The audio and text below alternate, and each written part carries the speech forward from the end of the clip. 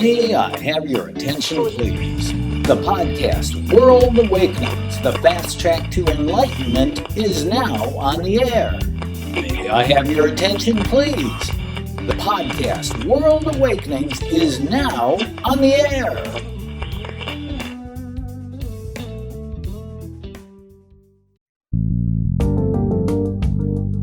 This is World Awakenings, the fast track to enlightenment with your host, Carl Gruber.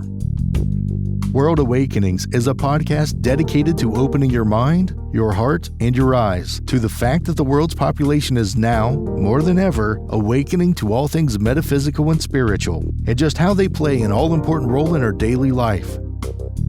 So join Carl on this enlightening experience as he interviews metaphysical and spiritual experts to discuss, debate, and delve deeply into the hows and whys of this worldwide awakening.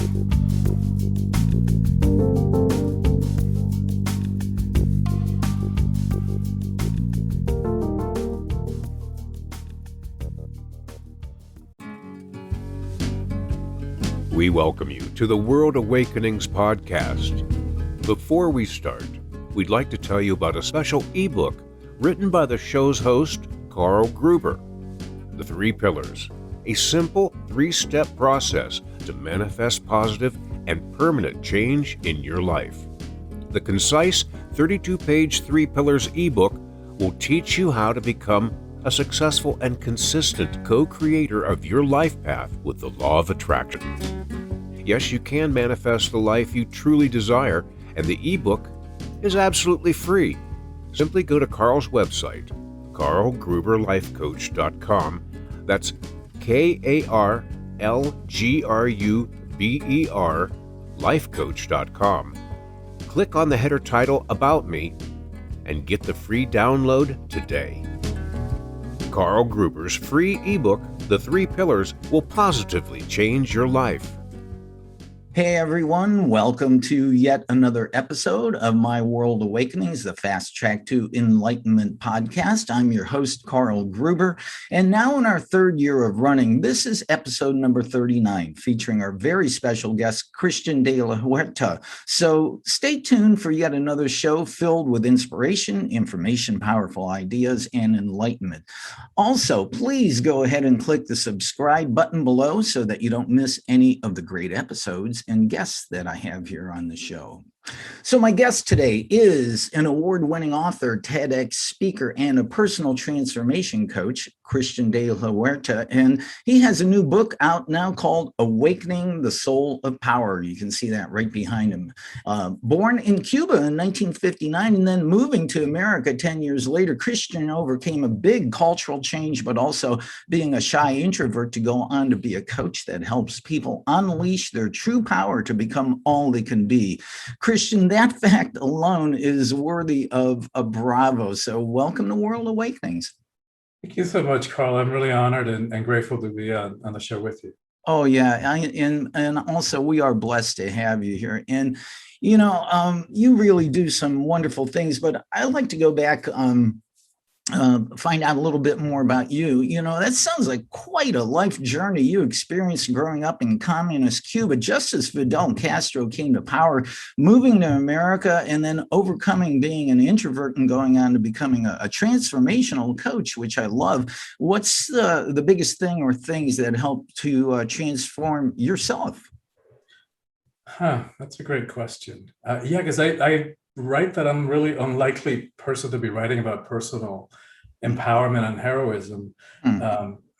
Being raised in a communist country, it's a very power over structure, where the state pretty much owns you and decides everything about you and what you have a right to do or not. And also coming from a very Catholic family in which also very hierarchical, very power over. And so what I've realized that a lot of us have this ambivalent relationship to power. Like we want it, but we're afraid of it, and we confuse it, right? We've been conditioned to believe things like power corrupts, and power is a bad thing, and absolute power corrupts. Absolutely.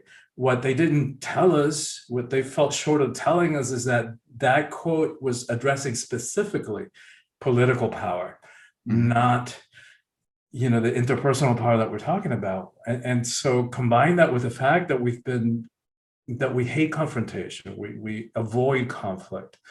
And what ends up happening is that we end up giving our power away, our personal power. And we end up saying yes. How many times have we said yes when inside we feel no? And it's not really okay with us, but to appease or for some semblance of peace, or for the sake of pseudo acceptance or pseudo love, or false sense of security, we give our power away. And the power of my personal story is that coming from such a introverted place and place of fear, and it's like my adolescence was one long depression with suicidal fantasies, and these days, whatever happens, whatever the details of my life, I never question my sense of worth. And I went from like being painfully shy and sabotaging my grade point average in high school so that I wouldn't have to give the valedictorian speech. I read that. That was interesting. That's one way to do it, right? Yeah, it's kind of sad, kind of lame. But it's, at that point in my life, there is no way that I could have gotten in front of an auditorium filled with hundreds and hundreds of people. There's just no way. And so I got 1B in high school so that I wouldn't have to do that. Of course, subconsciously, I didn't set out to do that intentionally.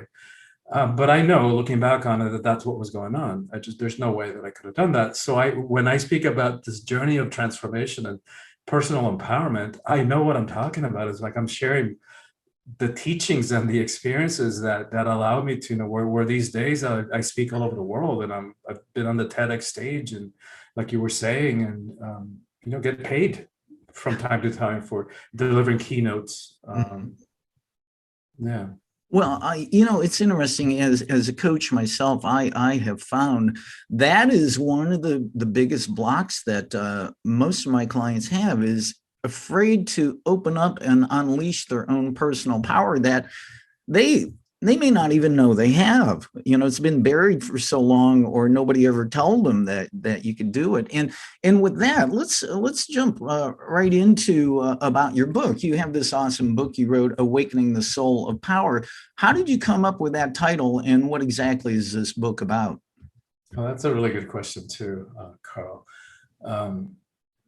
I was sitting in meditation, and it's only happened 3 times, but that was the second time it had happened, where I actually heard the words, like audible words in meditation, and they were the soul of power. And I thought, that's interesting. Got up later, I got the URL and forgot about it. And a couple of months later, I had submitted a proposal and a different book to a literary agent in New York. And so she wrote me back and said, yeah, I love the idea. Let's implement some of these marketing ideas, put them into place before we pitch it to a publisher, which would have taken like a year to really implement it. So it was like screeching halt. I was already spending the advance in my head. And then it kind of sent me into this crisis for a few days. It's like, what am I going to do now? What am I really going to write about? And then I thought, okay, if I weren't writing for an advance, what would I really write about? And in being in that question, it suddenly dawned on me. If I really believe, I thought to myself, that the single most important thing that needs to happen in the world is the empowerment of women, because to that we can connect all the other issues. It's not to put women up on a pedestal. Women are also capable of abusing power, of course. It's not to give women more responsibility and more of a mess to clean up. And this planet, it's because we've been working so off kilter in terms of the balance of gender in this planet, and that is no longer sustainable. So then I thought, all right, if I believe that, and then it just made the connection. It was one of those palm to the forehead kind of moments. Soul of power, women's empowerment. How do we do that? How do we step into power in a way that is not hierarchical, that is not abusive, that is not fear-based or force-based, that doesn't require for us to push anybody down, squelch them, step on them, put our knee to their neck in order for us to feel powerful? Like, how do we do that more from a place of power with rather than power over? And so that's what triggered my thinking about this book. Well, that's interesting because that was going to be one of my questions coming up. That you are an advocate of empowering women, and Lord knows we certainly need that. And reading your book, it was interesting. When you were a youngster, you grew up around a lot of women in authority positions and powerful. And yet when you come to the United States and then in the world itself, in general, you're absolutely right. Women, there are a few in positions of power, but I mean, just personal empowerment, what you're talking about is awesome. Yeah. So. Yeah, I feel blessed. I have 5 sisters. My mom is a very, very strong woman. She raised 9 kids, with my dad, but what my dad was, was out working so that he could support the 9 kids. And it's interesting because that was another inspiration for the book. My older sister, who's the oldest of 9, she was a natural born leader. Like, she would boss not only the 9 of us around, but the entire neighborhood of like 20 kids in a very natural way. Like, she would say, hey, let's go do that. And we would all say, great, let's all do that. We would just follow her idea. It was a natural thing. Yeah. And when she hit puberty, something happened. I don't know if somebody said something to her or whether she just picked it up from the culture through osmosis. But she took on this Mother Teresa persona. She stuffed her power, her natural leadership abilities.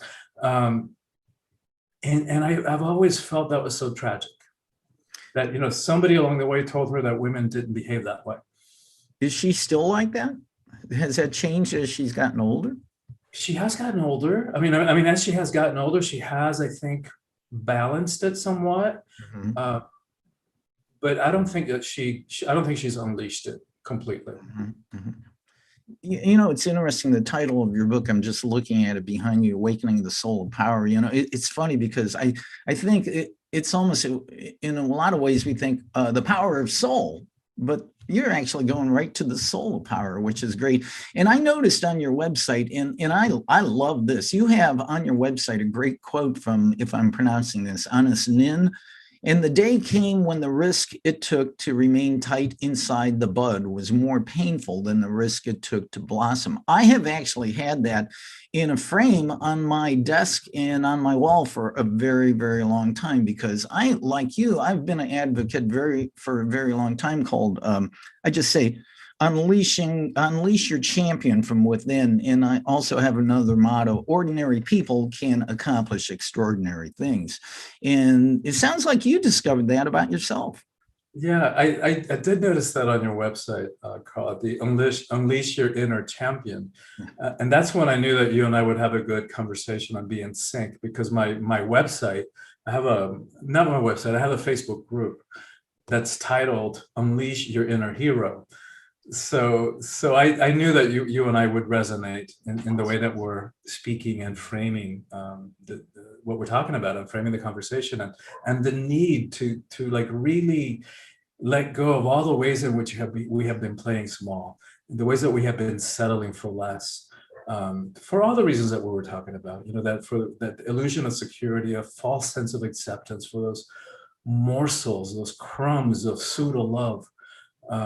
And all the ways that we sacrifice ourselves, and what our authentic natures, what we really believe, our preferences, our dreams, for those things that are not even real. Because if we're showing up to those interactions by stuffing ourselves, by acting as if we were something else, by selling out on our power, there's no way that we can be met authentically, because we're not showing up authentically.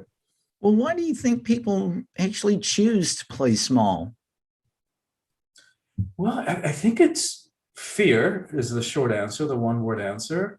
Fear of rejection, Mm-hmm. fear of being left alone.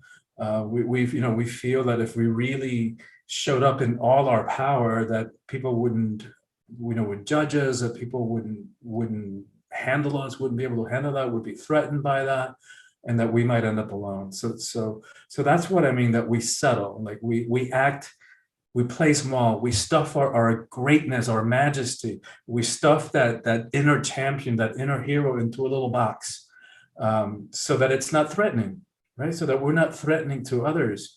And it's not a good strategy. It's not an effective strategy, because in settling, in stuffing ourselves into smaller packages, that's what we're sacrificing is really our fulfillment. There isn't anybody out there who has the same genetics, who has the same set of experiences that make each one of us unique. If we don't give expression to that, if we don't give full expression to that, if we don't unleash that inner champion, that inner hero, that ain't nobody else going to do it, right? And I think most of us, that are having this conversation or listening to it, have lived long enough at this point to know that there isn't any relationship that's going to make us happy, that there is no amount of money, no amount of travel, no amount of sex, no amount of worldly success that is going to make us happy and fulfill us. And we see it all the time. Like, how many celebrities, how many famous people who have access to power, who have access to all the money you would want, and they're miserable, and they're thin-skinned, and their sense of self depends on a tweet, or they end up with drug addictions, or they end up, taking their own life. So we know that's not the way out. That's not the solution. That's not where our fulfillment lies. It all lies within. Wow. And we talked about this, but I honestly believe that so many people, again, have been so indoctrinated from the time we were born in our egoic driven world that they have no clue that they have this amazing power within themselves. I always tell my clients, when you get to the end of your life and you're about to take your last breath, and you look back at your life and you see, wow, who was really in charge of my life? Oh yeah, it was me. And they may have given away a lifetime of their own power. And yes. The truth is, only you, nobody else, only you are the writer, producer, and director of your life. But people yes. don't even know that. So that's why it's awesome to have people like you to remind us about that. And, speaking of that, I noticed that also of some of your writings too, that these strange, crazy, unprecedented times in the world, you say that you believe that what you're teaching about awakening that power within that lays deeply within us can be used right now during these crazy times to live a happier, healthier life. Any suggestions or ideas on that? Yeah. Well, two things that come to mind from also, reading from your website, glancing through it, I know that you also teach about what the ego is. Mm-hmm. And so that's why to me, that is critical. If we want to have a life that is filled with meaning and purpose, if we want to have a sense of personal empowerment, if we want our relationships to have a chance of succeeding, of working, we've got to understand how the ego mind works, because that is the source of all our obstacles to all our happiness and to relationships and to a sense of purpose, to all of it. So that's why I spent the first probably quarter of the book, maybe even third of the book, explaining and diving into the self-made prison of the ego mind, so that we can understand it, its machinations, its shenanigans, its tendencies, its patterns, so that we don't have to be stuck in them, right? So that we can bring choice back into the equation. So that however you need to educate yourself and find out more about the ego mind, is like, do that, because that is the key to freedom. In the sense of the personal empowerment journey, that's what the rest of the book is about, right? Like realizing why it is that we have that ambivalent relationship, like understand, like we're really talking about different kinds of power. So one is this worldly power or egoic power that we're talking about, the way that the world relates to power, which we tend to associate with money or fame or people who are high up in some kind of hierarchy, whether it's a corporate ladder or some kind of organization. Versus spiritual power, the power that you're talking about that is within each one of us, that nobody can give it to us and nobody can take it away. We are the only ones who can give it away, who can sell out on it. And so one is very arrogant and always has an agenda, and it's self-aggrandizing, and it's always puffing itself up to seem bigger than it is. And it's very selfish. The other one is service oriented, and it's humble. And it's from within, and it doesn't need to prove anything to anybody. So think of Gandhi or Gandalf in Lord of the Rings, in their simple monastic robes and their sandal feet. You would never know how much power they hold until it's called for. And then, watch out. Like Gandhi brought the British Empire to its knees when it was at its highest point in terms of global reach, without ever shooting a gun or even landing a punch. Like, talk about power.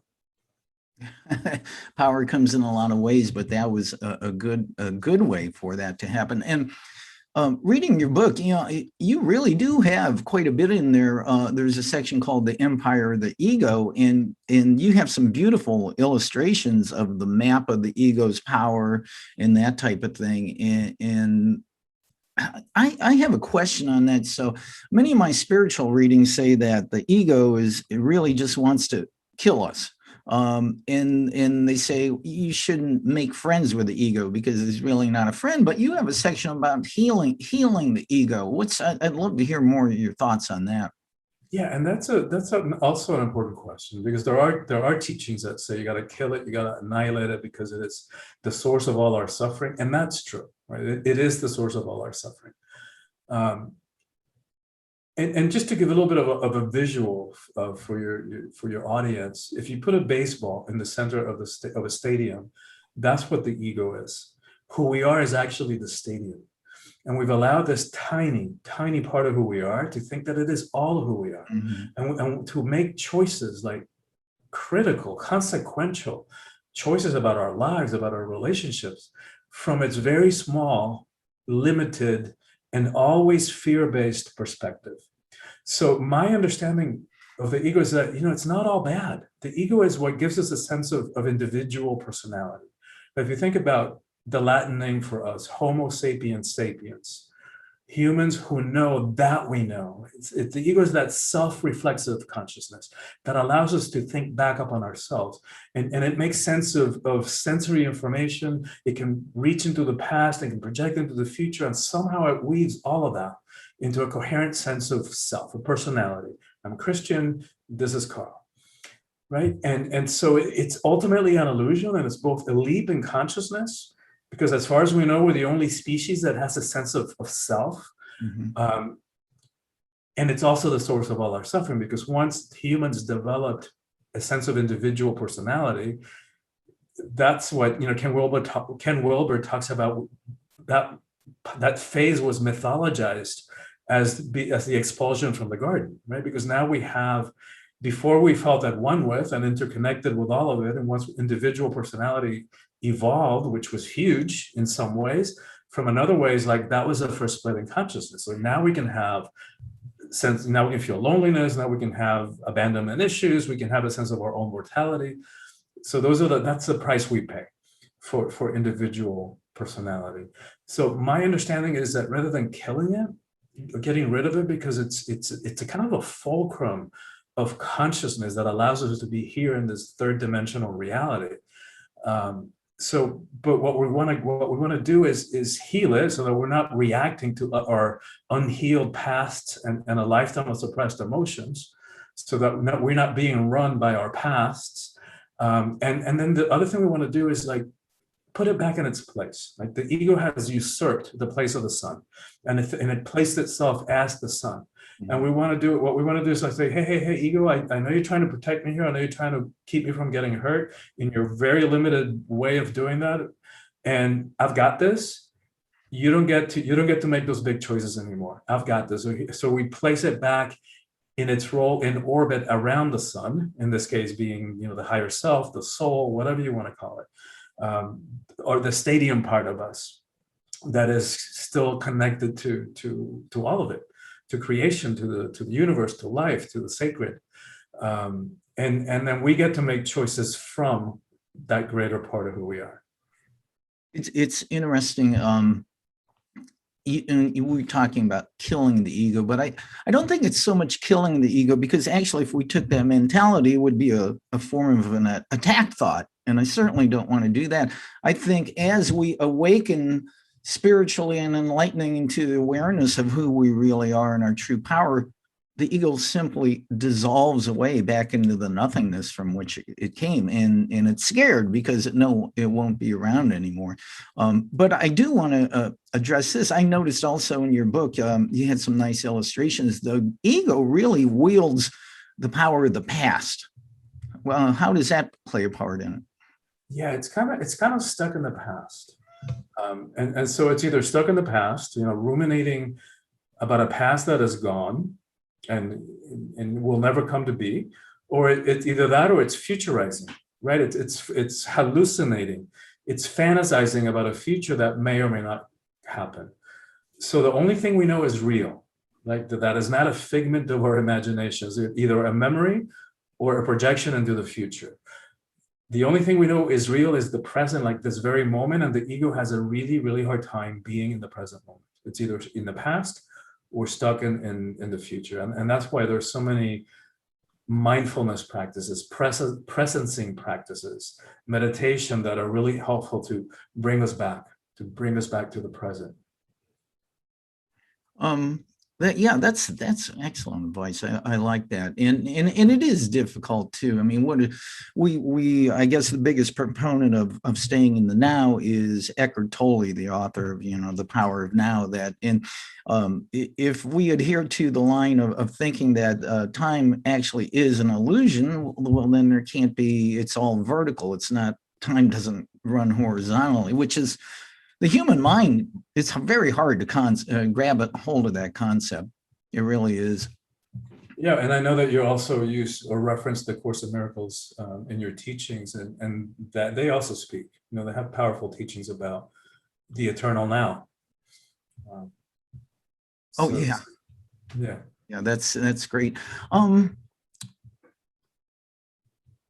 I see that a big part of your coaching and teaching practice has been live in-person retreats and workshops. I know with this past year, the craziness in our world, that's changed. Are you doing everything, all your workshops and things online right now, or you're starting to offer in-person workshops again? I am after 30 years of doing retreats and workshops and breathwork sessions all over the world.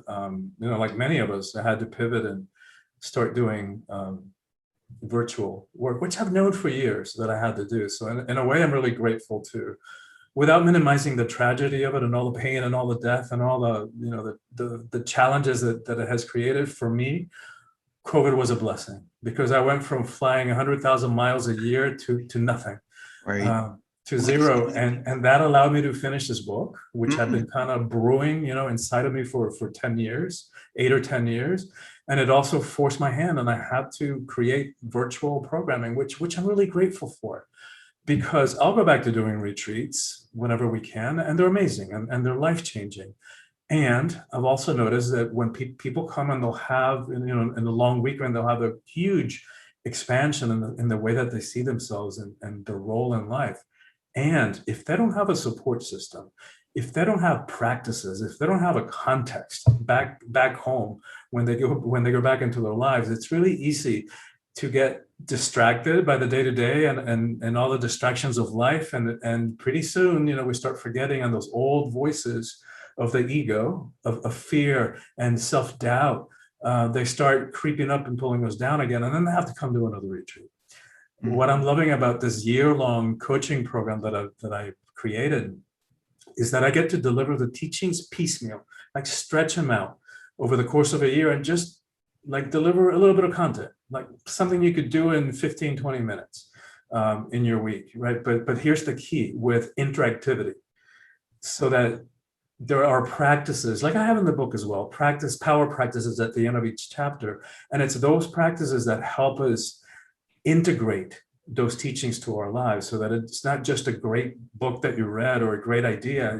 So if we want the transformation, if we want our lives to heal and change, that's where those practices come in. And then also with the year long allows me to put a system of accountability.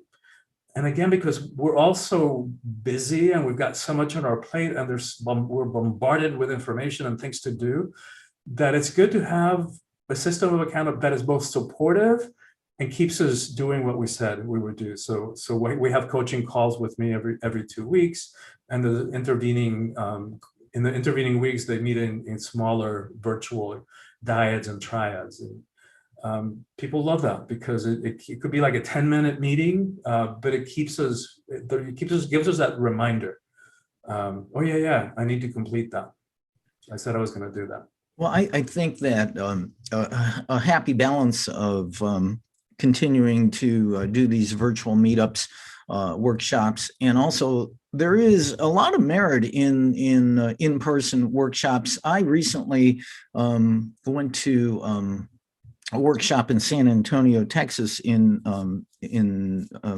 March, and I went to the teachers, A Course in Miracle teachers, Gary Renard and Cindy Laura Renard, and went there. It was their first in-person in a year in-person workshop, and there was something being there and being close to, if somebody comes to one of your workshops, there's that intimacy and it seems to sink down well too. But, we're forced into this position right now of doing everything virtually. And heck, look at this. This is how we're doing it, this podcast, and it works beautifully. So, yeah.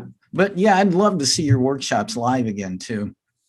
Yeah, thank you. I'm starting to schedule. I've scheduled a few for the fall. I haven't really started promoting them. I just put them up on the website. So I'm kind of like, let's wait and see. I think more and more people are getting vaccinated. Mm-hmm. And one of the challenges of an additional layer of challenge, which is a great benefit of my live retreats, is that we always do breath work as a healing practice. Mm-hmm. And yet, we have to feel safe breathing powerfully together in a room. Yes. Yeah. Indoors. And so that's why I'm kind of waiting, have more of a wait and see attitude. And probably in the summer, I'll start promoting the retreats. I'm glad you brought up the breath work thing. I'll be completely honest. I'm just not great with it. My meditation practices, usually when I try to meditate in the morning, usually end as soon as my cat Maya starts munching on her food and I can't concentrate anymore. So, but I run outside on a daily basis for the last 100 years. And so running is my meditation. Yeah. But tell me more, what's the value of breath work and how does it work? Well, and breath work is a really broad umbrella. There are a lot of different breathing techniques and breathing practices that are used for different things. So for example, there are some that are used for centering, by slowing down, by deepening our breath. Those are great practices to do. And there are many styles and ways of doing that. But those are good for like relaxation, for stress reduction, to help us sleep better. Like great to do those right before, as we're falling asleep. Then there are other breathing practices like faster clip, like like the breath of fire in yoga, which are great to do. Like if you need, like right before a meeting or right before a podcast interview, if you need like a boost of energy and to increase focus, those are great for that type of thing. Like I usually do the breath of fire right before I get on a podcast interview, rather than reaching for a cup of coffee.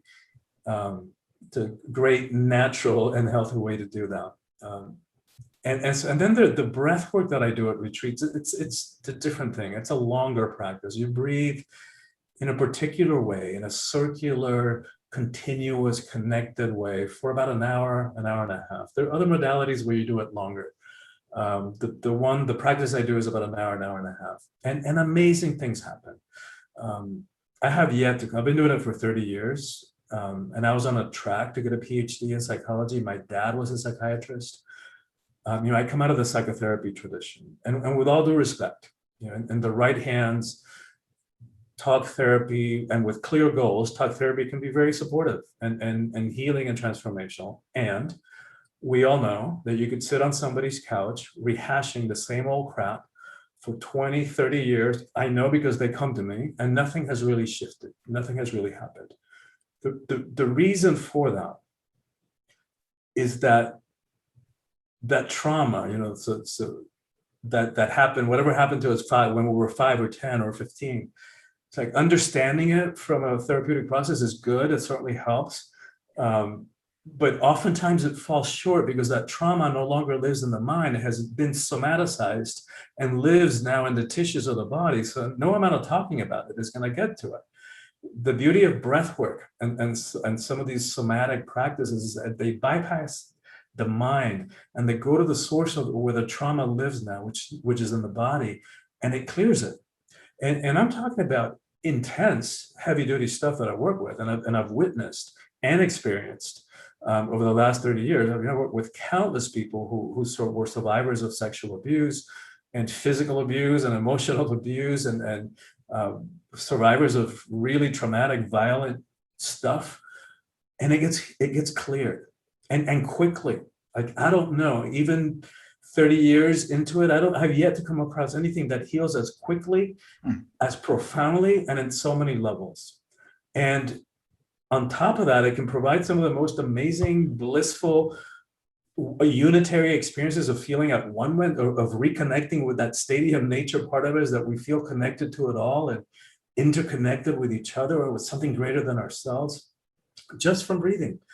And I know that sounds too good to be true. Like when I hear those words, which have come out of my mouth countless times, every time I do an introduction for the last 30 years, it still sounds like, I know it sounds too good to be true.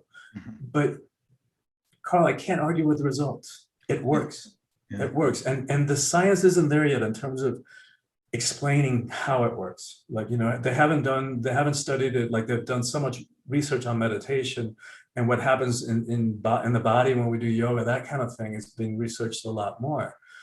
What helps me understand this the most is more like a psycho-spiritual answer to it. And if we think about it, in most spiritual traditions and many secular languages, even, the same word, one word, can mean spirit or breath, depending on what we're talking about, depending on the context. And so, like, when we say breath is life, like, literally, right? The breath is our most faithful, our most loyal companion on this journey of embodiment. And so whenever I do my intros to these breathwork sessions, I said, I explain kind of what I've just explained. And then I say, so this is really, even though we're doing it as a group, it's very personal, profoundly intimate experience between each one of us and the holy breath, the breath of life, the life-giving breath between each one of us and the Holy Spirit, whatever that means to you, right? There's no dogma associated with it. And in fact, there's no need to believe in anything. The only thing that is required for it to work is the ability to breathe. That is the best explanation on breathing that I have heard in a long time. That is great. I only rarely occasionally do yoga, and I know yoga can be a big part of the breathing, but just simply, wow, that is great. I'm gonna have to sign up for your workshop for breathing. That's great. Well, you know what, but you do that naturally as a marathoner. Like, that's what's happening in your body, right? When you hit a certain point and you're doing this constant regular breathing, and you just go into that zone where you pop out of the ego mind, and you go into that expansive state of awareness, and you're actually accessing the slower, deeper brain waves that are connected with other parts of consciousness. Well, it's funny that you say that, because I mean, how many times do we take we're in a stress situation, and all of a sudden we go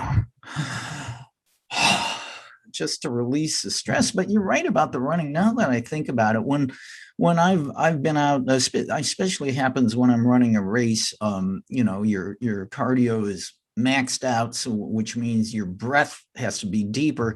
And I have found, if I can get into a rhythm of just very deep while I'm running, rather than go like this, I actually run better. But I also find too, in that state, my mind just kind of just is even keel, even almost no thoughts. That's it. That's meditation.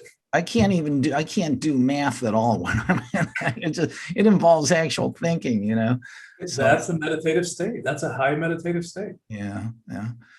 I have another question for you. Like I said, and again, folks, we're talking to Christian de la Huerta. If I pronounce that right, is it Huerta? Yeah, de la Huerta is like the state, Delaware. Okay, I like that.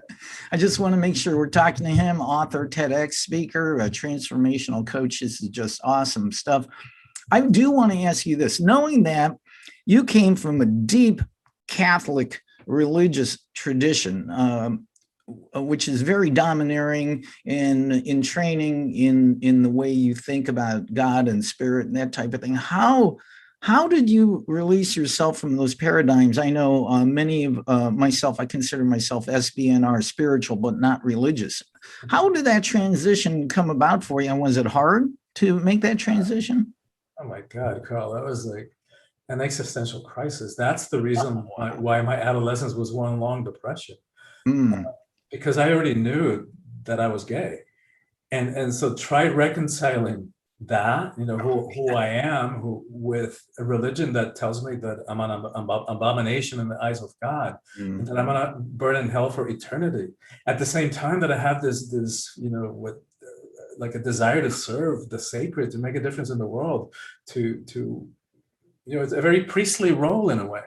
And so it was an incredibly painful process. It was an existential crisis, which many people have, but I think that's one of the blessings of being LGBT or Q, of being different in that way, is that you're given the opportunity to face yourself and those deeper questions of who am I and what and why am I here, it's at an earlier phase, at an earlier stage in life, and it's incredibly painful, but the rewards are incredibly powerful, right? Because what happened in my case was that, eventually I got to realize that the religion in which I was trying to fit didn't have place for me. So I had to rethink my entire relationship to who I was and to the sacred. Mm-hmm. And that process is, that's why I write about that. This book is part of a series of 3 and called Calling All Heroes, because what we're talking about is a really heroic thing, right? Like going within, facing our inner demons, understanding our behavior patterns, looking at why we do the things we do. Why do we attract certain kind of people into our life? Why do we attract certain kind of relationships, so that sometimes it feels like we're in the same boring movie that we've been in before? It was just a different lead actor. Yeah. And so it's hard stuff, right? It takes hard work to rethink morality.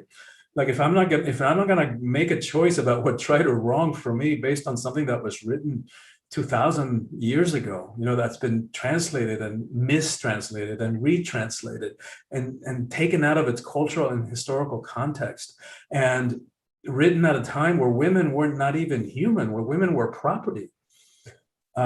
If we're not going to go by that, then how do we know what's right? How do we navigate those difficult choices?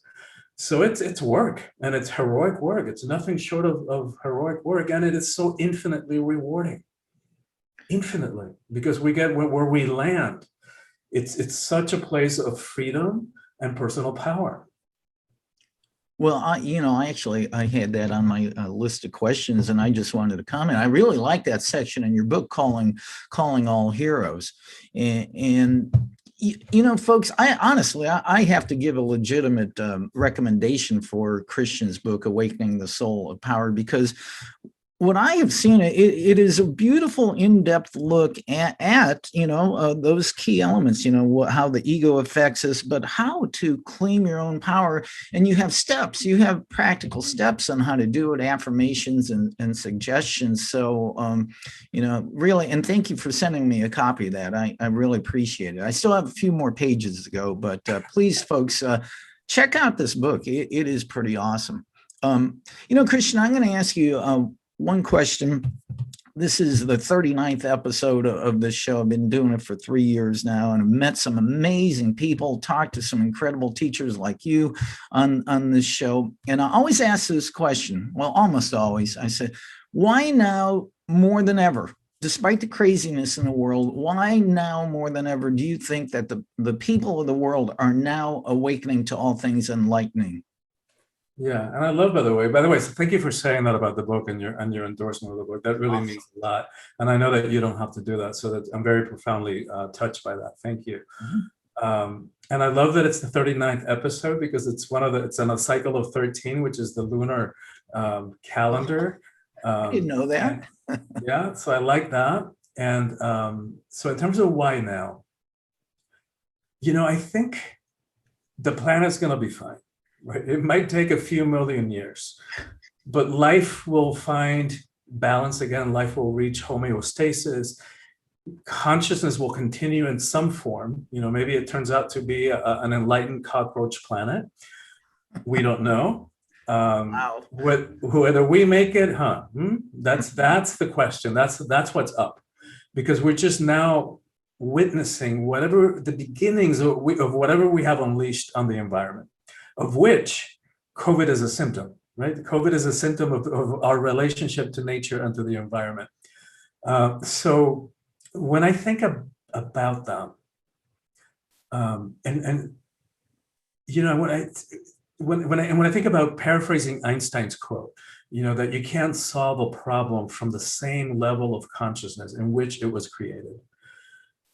So I land on two things, right? What the only thing that's going to pop us out, that is going to help ourselves dig us out of this collective hole that we have dug ourselves into, it has to be a leap in consciousness. We have to think outside of the box. We have to, it's a spiritual awakening, for lack of another word. So that's why I love the title of your podcast. It's a world awakening.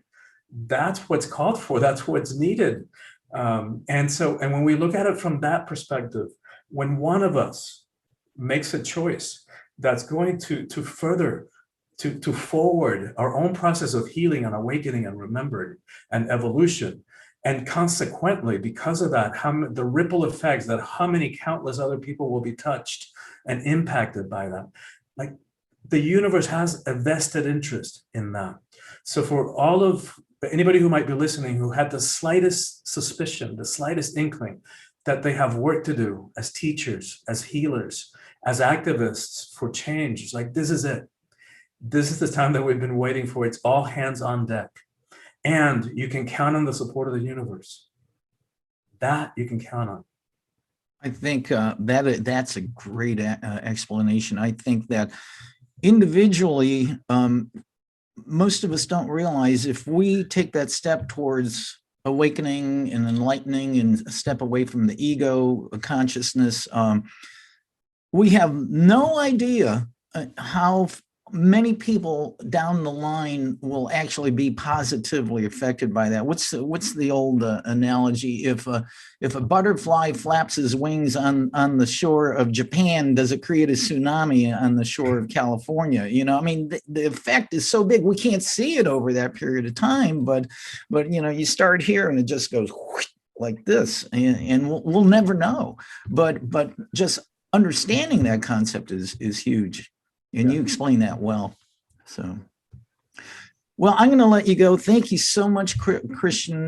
We really love having you on the show. Of course, I have to ask, how can people find you online, and how can they get in touch with you? Thank you so much, Colin. Thanks so much for having me on the show. I've really enjoyed our conversation and love the work that you're doing, that it's supporting so many people all over the world.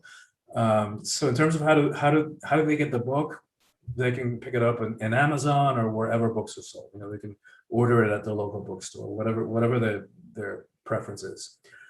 In terms of how to reach me, probably the best way is my website, and from there, then they can access my social media. My website is called soulfulpower.com. And when they land there, they'll have an opt-in to give us their email address. And when they do that, they'll get a sample chapter of the book. They'll get some of the power practices that we were talking about, and they'll get a recorded meditation on trust, which is what so many of us could use right now, a little bit of trust. Oh, yeah. Well, that is so awesome. And again, I encourage everybody to look into Christian de la Huerta. He had an interview podcast a while back with the infamous Jack Canfield, which is on YouTube. Jack, of course, from The Secret and the founder of the Chicken Soup for the Soul. I actually have a story in one of their books. So it's called, what is it? That's great. Oh, it's called Running for Good, because I ran a year of marathons to raise money for leukemia research once. So I got to look that up. And you're on TEDx too, which is also on YouTube too. So thank you again, and namaste to you, my brother. Appreciate it. Thank you. Thank you, Carl. Thanks for doing all you do. This has been another episode of World Awakenings. The Fast Track to Enlightenment with your host, Carl Gruber, a certified Law of Attraction life coach. We welcome you to tune in each and every episode of this podcast, World Awakenings, as we open your mind, your heart, and your eyes to the fact that all of the world's population is now, more than ever, awakening to the truth of all things metaphysical and spiritual, and just how they play an all-important role in our moment-to-moment everyday life. Much love and light to you, my friend. Thank you for tuning in.